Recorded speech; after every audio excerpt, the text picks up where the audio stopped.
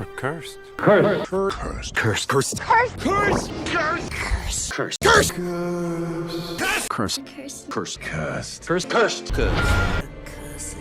Cursed. Cursed. Curse. Curse. Curses. Curse. Curse. Curse. Curse. Curse. Curse. Curse. You'll see. Hey, gang! It was a fun trip to Alaska, but I am back now, ready to kick off Season 3 with a bang. Hopefully you enjoyed this longer form content. I don't know if this is going to be the norm. I keep saying these are the new norms for what's going to go forward, but as you can tell, I don't like sticking to my word, or things happen that I don't. So, with that said, Season 3, Episode 1, Cursed. Hopefully you enjoy it. We'll be talking about the history of curses, and if you don't enjoy it, well, curse you! I should also preface by saying that there are multiple ways you can support the channel. I don't have a Patreon or a OnlyFans, but I do have my own website with merch. Without that, with no more talking, video, but of different talking. Thank you. That was 1 minute of curses. Curses are something, huh?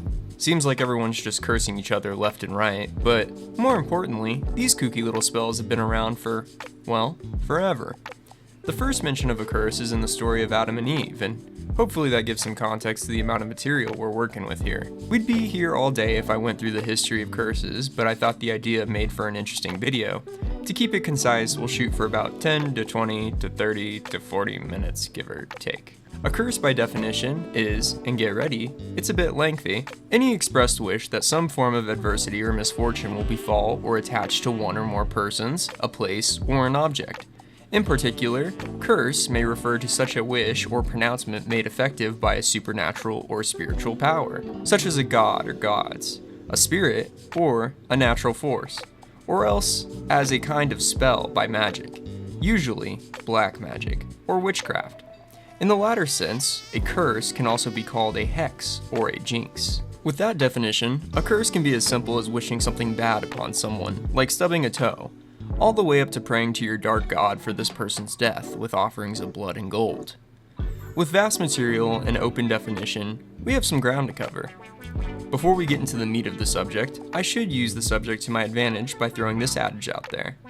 I've never panhandled for subs, but I hereby curse your YouTube feed if you don't subscribe. Haha. If you pass this channel by, may your feed remain mid till the end of your days. And with a phrase as simple as that, there's a good chance you've just been cursed. Where should we start? Well, I guess we'll talk about the first curses and how they've evolved. So originally, God was the first curse user, right up there with these guys. Yeah, that God, with a big G. In Abrahamic mythology, there are vast stories and tales of biblical times, but no story is more well known than the creation of everything. God did some stuff and made the earth, which is cool, but it wasn't cursed. No, it was after making some people for this fresh-baked earth that we see our first emergence of cursing. After making the earth, God had some extra dust and said, hey, what if I made this walk and talk and look like me? Thus the first man, Adam, was created, supposedly in God's image, so the expectations were high. Adam was the first incel. He truly was involuntarily celibate because, well, there were no women, or anyone else for that matter. God saw his new creature was lonely, and so like a human pet owner, he got another. Taking a piece of Adam because God was out of dust, he turned a rib into a rack, if you know what I mean, and thus, Eve was made. Things were good for, I don't know, a day, because time didn't exist until some trouble came slithering in. God had one spoken rule. I'm sure there were more implied, like don't shake it more than twice or you're playing with yourself, but the big one was, don't eat my fucking fruit. Yeah, so there was this one tree, and it had fruit, and the one rule was, don't eat it. Why? Because fuck you, that's why, I'm God, need I say more? Eve would eventually find this tree where Satan in the form of a snake, or a lizard with legs I guess, but not a lizard, convinces her to take a bite of these fruits. Eventually, she gets Adam to do the same, and then they hide from God because the fruit would give them the information like shame. This is arguably where humans get their original sin from. The concept of original sin is a unique curse aspect in itself, and it states that every human is born guilty from the sins of Adam and Eve, and it only got more meta from there.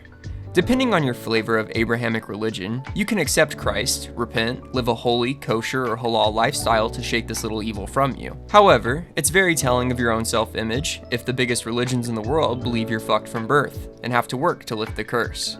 Well, that's not true. Islam and Judaism don't believe in original sin. You pick that up along the way. You're born clean. It's your free will that may cause you to stray from the path of God. Following the bite, Adam and Eve would hide from God but eventually be found, well, because it's God.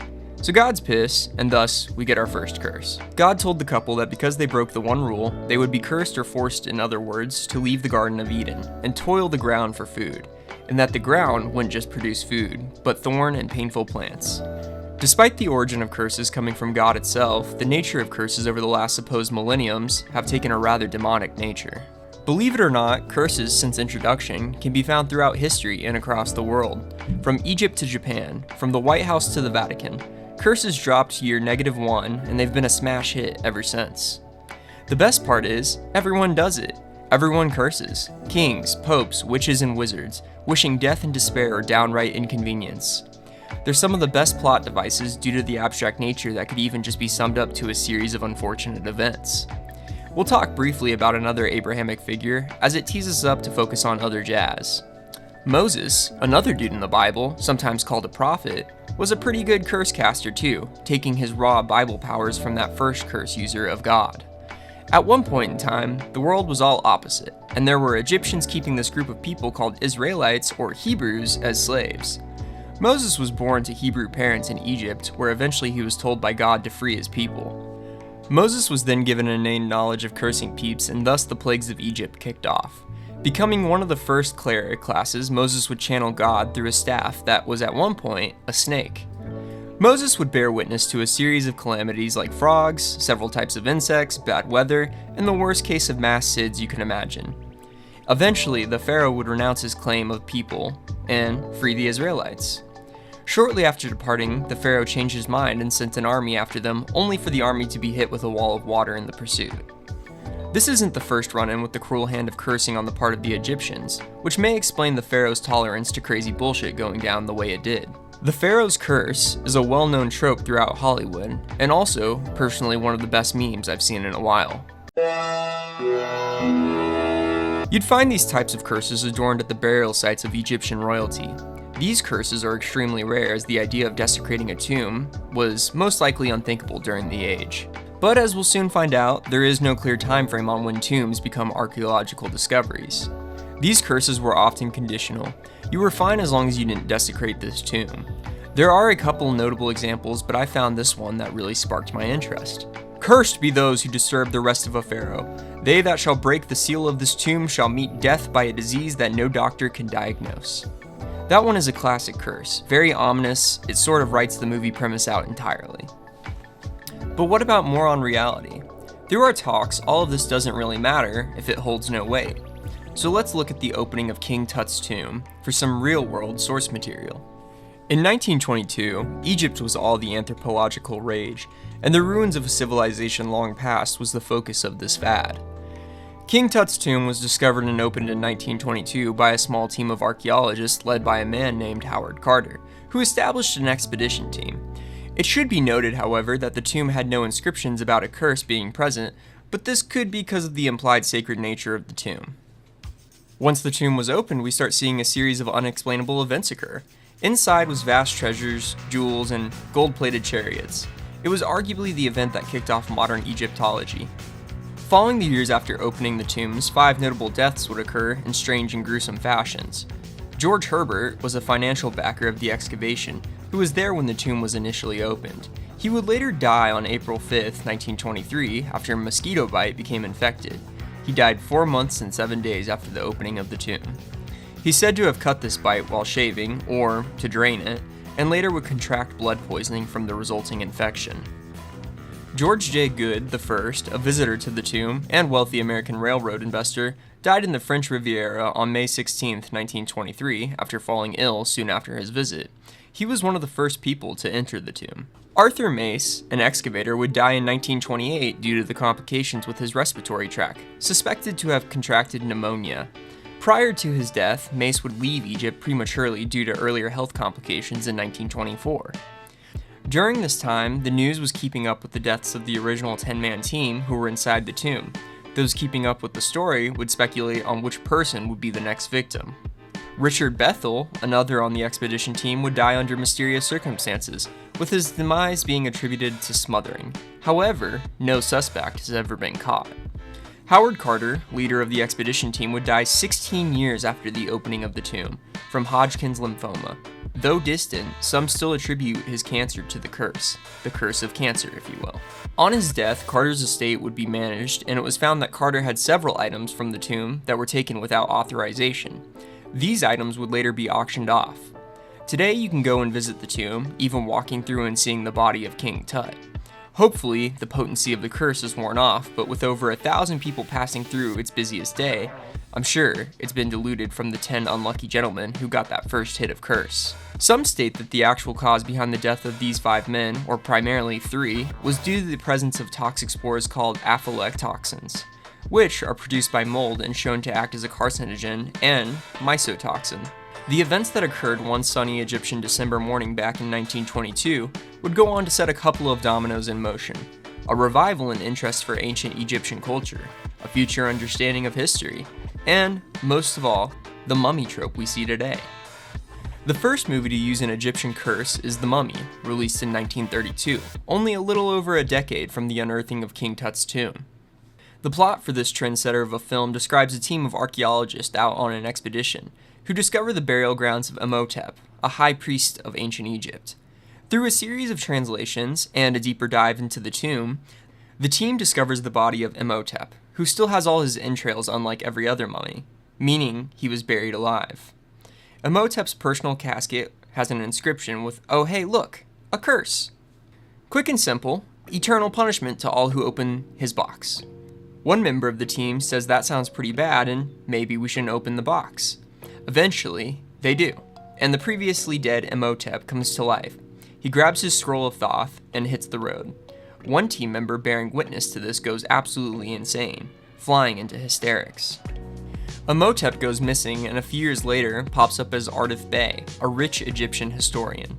Using his knowledge of the time, Ardif Bey starts an expedition team to locate the tomb of Ankh-es-in-Amon, where, after the location is found, Bey sells the artifacts to the Museum of Cairo.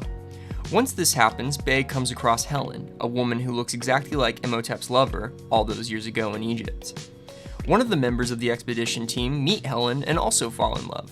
The member of the team discovers Bey's true identity, where another member recommends burning the scroll of Thoth. After attempting to do so, Bey, now revealed as Imhotep, the mummy, kills the guy who said, "Hey, maybe burn the scroll."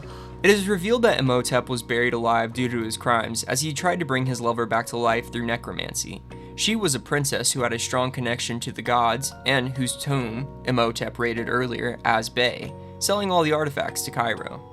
It is now Imhotep's goal to kill, mummify, and resurrect Helen, as he believes her to be a reincarnation of his long-lost wife. A member of the expedition team comes to save Helen, but is prevented by the mummy's wizard skills. It's only when Helen prays to the goddess Isis that a statue bearing her likeness laser beams the scroll of Thoth, reducing Imhotep to dust. So yeah, pretty sick. Turns out that Helen is the reincarnation, and now she gets to go laser anyone she deems bad if there's an Isis statue around. I bet that comes in clutch. I would carry a little one around like Han Solo and shoot lasers. Of course, there have been other iterations of the Egyptian curse, but the element of cursed places or sacred ground has been so transformed. I would argue the founding of King Tut's tomb has become the catalyst for the uptake in cursed objects and places in media. Obvious examples of this would be films like The Ring, Annabelle, and Curse movie number 3. Oh, Hellraiser, there you go, and so on. With the global nature of curses, we often still place them in the realm of mysticism, adding a level of esoteric nuance to them. Stephen King's Thinner uses a Romani gypsy who's a part of a traveling caravan.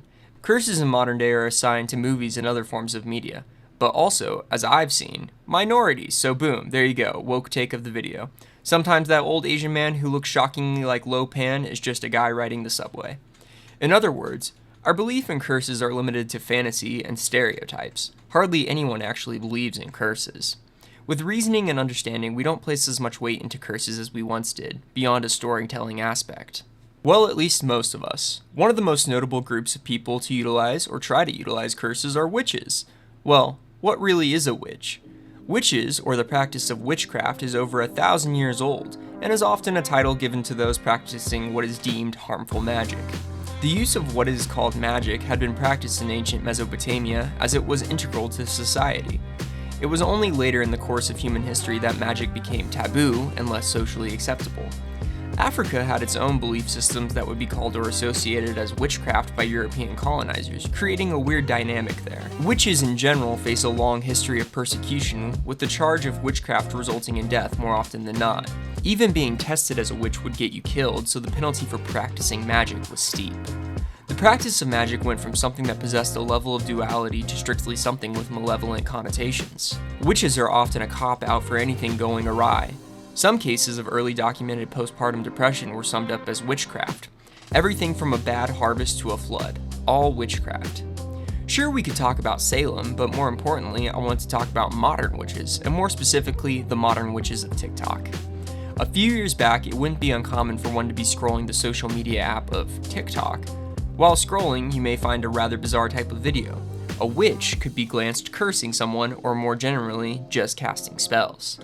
This trend of TikTok witches, or witch talk as sometimes referred to, would eventually fall under skepticism and escalate to the point where a user by the name of Ethan Kaiser would challenge these witches to curse him. Hundreds of videos would flood the platform of supposedly witches cursing Ethan. It's since been a year and Ethan is perfectly fine, and his message to the platform was to grow up if you still believe in magic and curses. Curses are tricky because they fall in the supernatural, the unexplainable. Sure, it's easy to discredit what you know to be fact, but then something unexplainable, or something like it, occurs, leaving you scratching your head at what just happened. If you don't believe in curses, that's fine, because as you'll soon find out, coincidence is a hell of a thing too.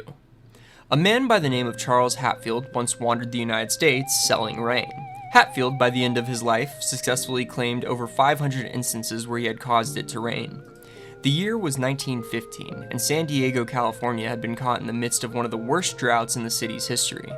It was sheer desperation that inspired the city council to approach Hatfield, an up-and-coming Rainmaker, where the city and the Rain Man would draw up a very interesting contract.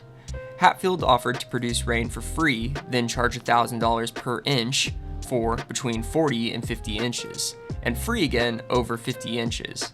The council voted 4-1 for a $10,000 fee, payable when the reservoir was filled. Hatfield would build a tower near the reservoir and began making preparations. After careful planning in January 1916, it would begin to finally start raining again. A torrential downpour began quickly filling previously dry riverbeds. However, this tale takes on the lesson of too much of a good thing will kill you. The rain progressed to such a point that 2 dams would collapse and the bridges would be submerged. It's suspected that at least 20 people were killed from the flood. Hatfield approached the city for payment, but the city in return would only pay Hatfield if he took responsibility for the damages, to which Charles would deny, as it surmounted to about $3 to $4 million in property damage, and he was only promised $10,000. The suit would go on to 2 courts only for the case to be dismissed with the rain attributed to an act of God. Despite the court case not going in Hatfield's favor, this event acted as a huge marketing campaign as Charles would go on to receive an uptick in jobs, even from dignified organizations like business companies. The Bear Valley Mutual Water Company wanted Hatfield to fill their reservoir, but it's like, oh wait, I thought he didn't do it. I thought it was an act of God. Charles's story would inspire novels and tales like The Sun City Wizard and be the focus of an episode for the White Rabbit Project on Netflix. Charles would die in 1958, never telling anyone how he could summon rain. Some suspect he made a chemical formula that he would then allow to evaporate, but no one ever determined this concoction. Others speculate Charles used his advanced knowledge of meteorological phenomenon to time his arrival with precipitation. More outlandish claims say Charles sold his soul to the devil for his powers. This is an especially compelling case for curses, causality, or coincidence, with each side having some solid evidence to their name. Before we get into our last example, story, whatever you may call it, let me know what you think is a cool curse or story you know about. I love reading y'all's examples and ideas on the weekly-ish subjects down in the comment section. And with that said, hopefully you've enjoyed this video so far. Remember to leave a like and sub for more. It really helps me out. We finish out this video with a piece of media close to my heart.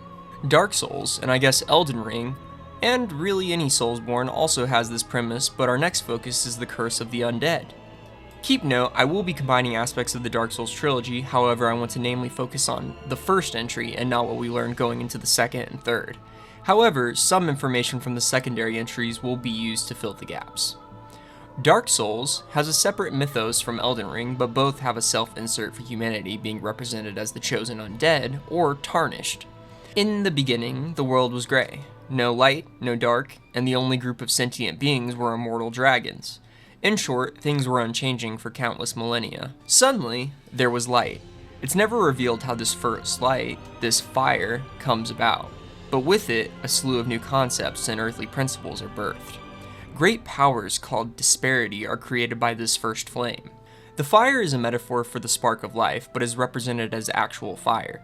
From this fire comes light and dark. From the light and dark come the lords. These lords found singular aspects or pieces of the fire represented as souls. These souls are the disparity mentioned earlier. This is where it gets really tricky lore-wise, but for some time the lords lived under the rule of the dragons, creating pseudo-kingdoms and crusades to find these souls underground. The souls embody elements of the new way of the world, brought on by the fire, such as life and death, but more importantly, mortality in general. There were 4 holders of these original souls: Gravelord Nito, first of the dead, creator of death; the witch Izalith would be known to represent actual fire, but also less known, life and nature. Lord Gwyn is said to represent not fire, but light, and more directly, sunlight, which translates to lightning in most cases. Each of these lords are mortal-ish, and have children or sisters that represent aspects of their domain, like Gwyn and his children representing the sun. Confusingly, Gwyn has an uncle named Lloyd, who becomes important later, but ties us back into that period of living under the dragons. Finally, our last lord, the holder of the Dark Soul, is that of the furtive pygmy. The 3 previously mentioned lords awoke and challenged the rule of the dragons, teaming up with a traitor of dragonkind, Seath the Scaleless, who is speculated to have a long intertwining history with sorcery in the new world these lords are creating. More notably, it's speculated the immortality of the dragons stem from their stone scales. However, it is Nito who creates death, affecting Seath because he is not a naturally immortal creature in this world. Seath being, well, scaleless from birth meant he was susceptible to mortality and thus could be the source of his betrayal. During this time of finding the souls, the pygmy awoke. The furtive pygmy, a progenitor to humans, would harness his dark soul, a manifestation of darkness, and begun to instill amounts into his descendants. The darkness would also be used to manifest the first armor and weapons for humans. Basically, side note here, the furtive pygmy's descendants are just humanity in this world. So, yeah, it doesn't really talk about how he has, like, descendants, how he has kids, what goes on there, but he has kids, and these are the kids, the holders of the Dark Soul. The Dark Soul is arguably the strongest when the first flame is present, and more importantly, when the flame is fading, and weakest when the flame is out entirely, but again, more on this later. Some of these descendants would receive larger portions of the Dark Soul, becoming that of a pygmy lord. These pygmy lords even providing assistance to Lord Gwyn during his conquest of the dragons, as they were capable of harnessing darkness, instilling it in their weapons and armor. More on this darkness later. After slaying the dragons, the lords would divvy up the land. Gwyn would receive the surface world, with his newly found kingdom of Lordran being established, soon after with the capital city called Anor Londo. There, Seath would be given an archive to continue his study and search for immortality. This post-war era, or really when the original fire first popped up, would be called the Age of Fire. If you couldn't tell, the lords come in opposing pairs. Izalith is life, Nito is death, Gwyn is light, and the pygmy is dark. They're meant to balance one another. However, Lord Gwyn would turn on the pygmy and the descendants, banishing them to the Ring City and undead asylums. There's strong evidence to suggest at this time that Gwyn began to understand that the Dark Soul was limitless energy that could be divided forever. Thus, he created the Dark Sign, a brand that burned the emerging darkness from the bodies of the pygmies, keeping their individual Dark Souls contained. He would also use the undead, or simply referred humans, to partially inhabit this new city of Anor Londo he was making. Gwyn also understood that the Dark Soul was meant to bring about the Age of Darkness, through challenging Gwyn's reign and allowing the first flame to fade. The world of Dark Souls is cyclical, meaning that eventually a new fire would emerge, but Gwyn, being the Lord of Light, believed the Age of Fire to be better for humanity in so many words, if prolonged. I theorize that after enough time, darkness fades in so many words, and we're left with the gray world we once opened with, until the cycle begins anew. With our pygmies, or the primordial serpents that we'll mention here in a minute, having their dark sign removed, transform into immortal dragons. This was going well until the first flame that was keeping the Age of Fire going and gave birth to the Lords began to fade, and the link with the dark sign caused the brand to weaken. The Dark Soul in humanity essentially made these pygmies immortal, but during the time of the Prime Age of Fire, this darkness was weakened to a point where they would actually die. Now with the fire fading, the dark sign is weakening and the pygmies are returning to life. However, with the presence of the brand, they are going hollow. With a lack of identity from the centuries of oppression, humanity is a little lost and now suffer from bouts of insanity. This condition is worsened by the undead status, as each new resurrection worsens one's physical and mental state.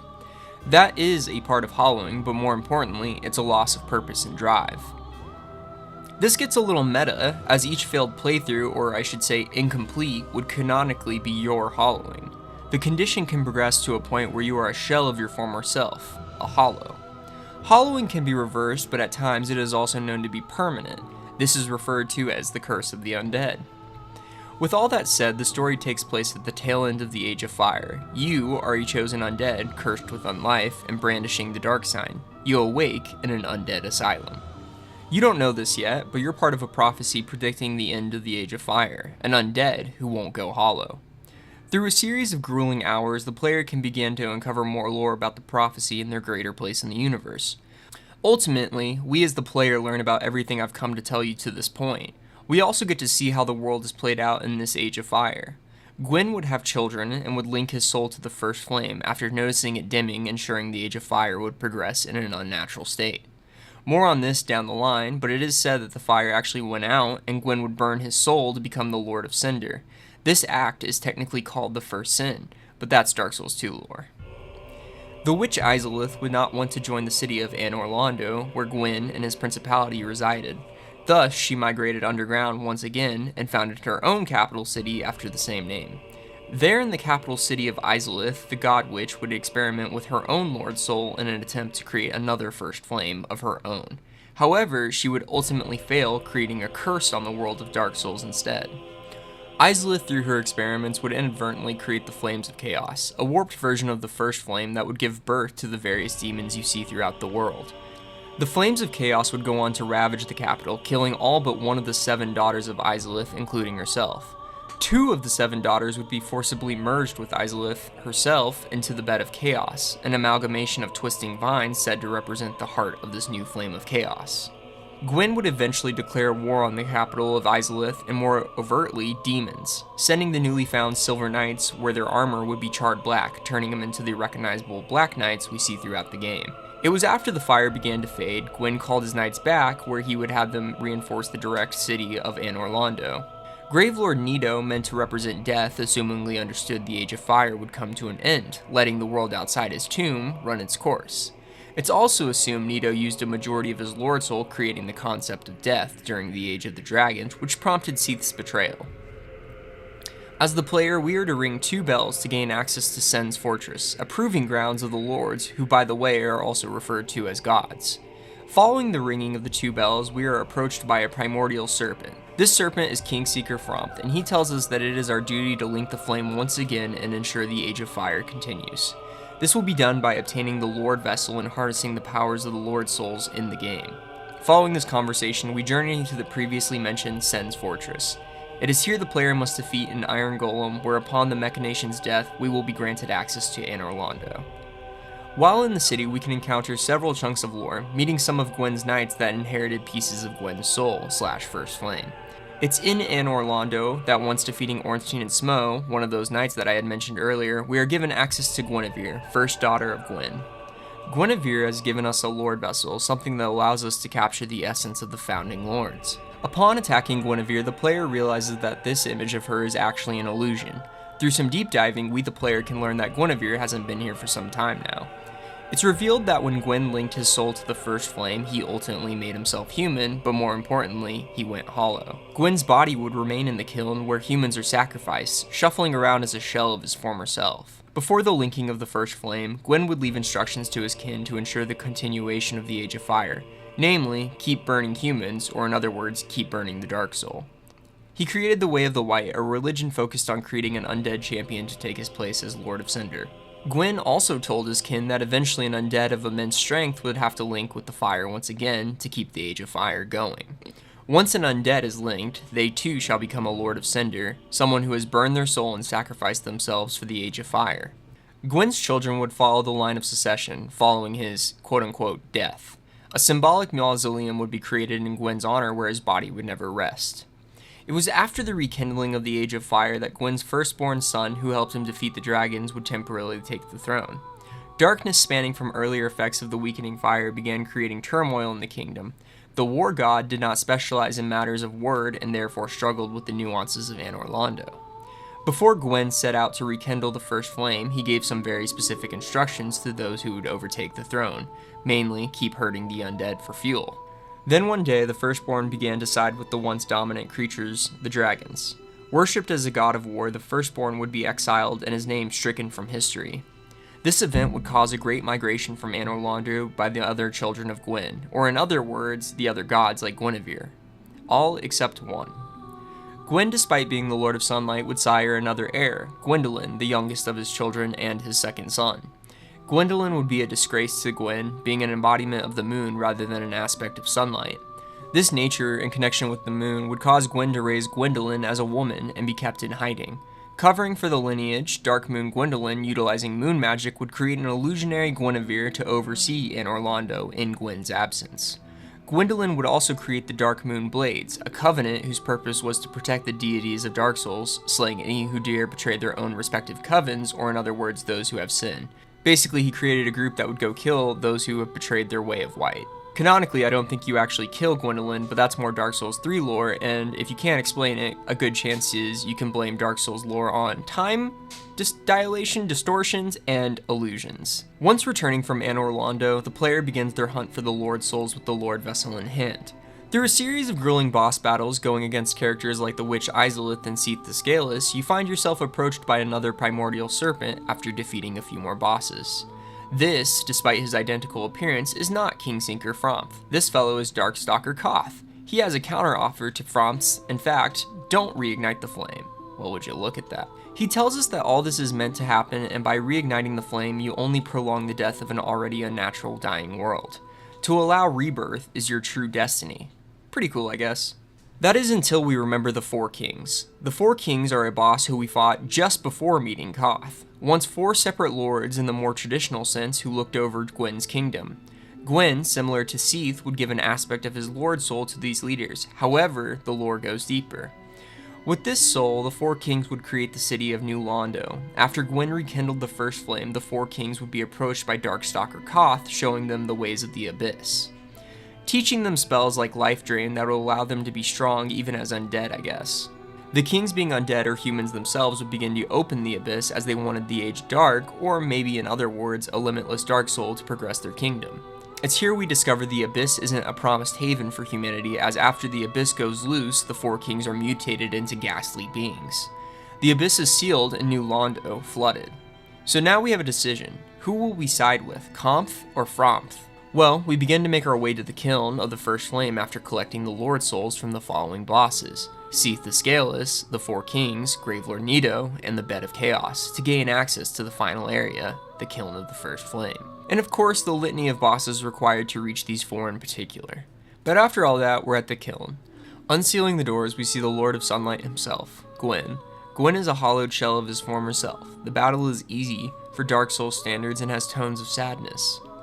Following Gwyn's defeat, we are given the two options that have hovered above us this entire time: link the fire or don't. If we link the flame, it's understood that the curse of the undead is temporarily broken, that is, until the fire begins to fade once again.